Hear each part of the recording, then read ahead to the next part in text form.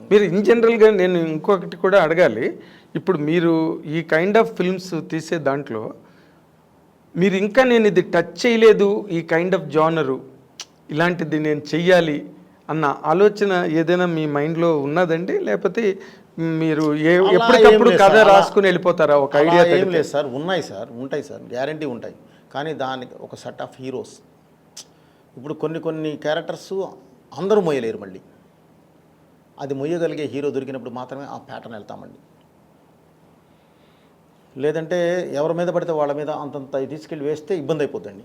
వాళ్ళ షోల్డర్ మీద కష్టం అయిపోద్ది, ఓన్లీ మా సింగిల్ షోల్డర్ అవుతాయి. అలా కాదండి, కంపల్సరీ వాళ్ళు కావాలి, కరెక్ట్గా ఆ క్యారెక్టర్ని మొయ్యగలిగే వాళ్ళు కావాలి. అదంటే ఇప్పుడు అఖండలో బాలకృష్ణ అది ఆయనే మొయ్యగలడు. సో లేదంటే ఇంకా వేరే అదర్ దీనికి వెళ్ళాలి. సో ఇప్పుడు అంటే మీరు హీరో డేట్లు అన్నీ క్లియర్ అయిన తర్వాత కథ రాసుకుంటారా సార్? అలా ఏం లేదు సార్, అలా ఏం లేదండి. మన కథ మనం కథ అంతా అనుకున్న తర్వాత డెఫినెట్లీ హీరో దగ్గరికి వెళ్ళాము, మనకి ఈ డేట్లు కావాలని చెప్తామండి. 110 days అనేది 100 గ్యారంటీ కావాలి సార్. ఒక 10 days మార్జిన్ పెట్టుకోమంటాం. అదే this side or that side పెట్టుకోమంటాం. నేనైతే 140 to 150 days తీస్తానండి షూట్. 140 to 150 days కన్ఫామ్ పడతాయండి. నాకు యాక్షన్ 75 to 80 days పట్టుద్దండి. Action part, only action part. ఇప్పుడు అంటే 5 నెలలు 6 నెలలు అంతే. నేను 6 months కన్నా ఎక్కువ, చాలా స్పీడ్ వెళ్తుందండి. నేను పోస్ట్ ప్రొడక్షన్ మీద ఎక్కువ కూర్చుంటాను సార్. ఎక్కువ పోస్ట్ ప్రొడక్షన్ మీద, ప్రీ ప్రొడక్షన్ మీద ఎక్కువ కూర్చుంటాను సార్. ప్రీ ప్రొడక్షన్ మీద ఎక్కువ కూర్చొని మొత్తం అంతా డివైడ్ అయిన డివిజన్ చేసుకున్న తర్వాతే. అదే ఇందాక మీరు చెప్పారు కదా, రోజుకి 30 అంటే 30 షాట్లు తీస్తానని. ఈ సీన్ ఇన్ని షాట్లు అంటే అన్ని షాట్లే తీస్తాం సార్. దాని మీద అసలు నేను ఎక్స్ట్రా తీయటాలు, సేఫ్ కోసం పెట్టుకోవటాలు అది ఉండదండి అసలు. ఓకే. అసలు తర్వాత ఇందులోని ఇద్దరు రాములు క్లైమాక్స్లోకి రాగానే జనం ఒకసారి థియేటర్లో తెలియకుండానే ఒక చిన్న కలవరం లాగా వచ్చింది సార్. అసలు ఈ ఐడియా ఎట్లా వచ్చిందండి మీకు?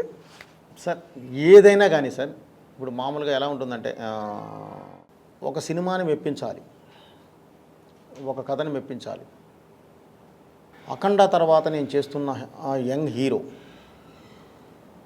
వీళ్ళ మీద సోలో పెర్ఫార్మెన్స్ వెళ్తే కుదరదండి. ఎక్కడికక్కడే ఒక మంచి ట్విస్ట్ ఓపెన్ చేసుకుంటూ వెళ్ళాలి. అప్పుడే ఆడియన ఇంట్రెస్ట్గా కూర్చుంటాడు, ఆ హై కనిపిస్తుంది. అందులోంచి వచ్చినాయే ఇవన్నీ.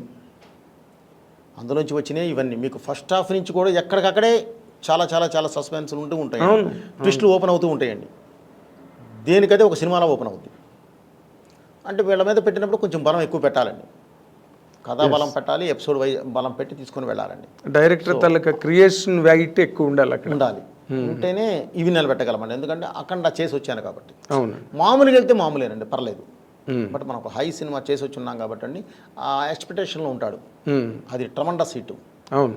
ఇప్పుడు ట్రమండస్ ఏంటండి బాబు, ఆ రోజున చిన్న తక్కువ రేట్లో అంత కలెక్ట్ చేసేది 100 crore క్లబ్కి వెళ్ళి 275 కోట్ల దాకా అది చేసింది కదా. మరి గ్రాసు ప్లస్ నాన్ థియేటర్కల్ కలిపి చేసిందండి.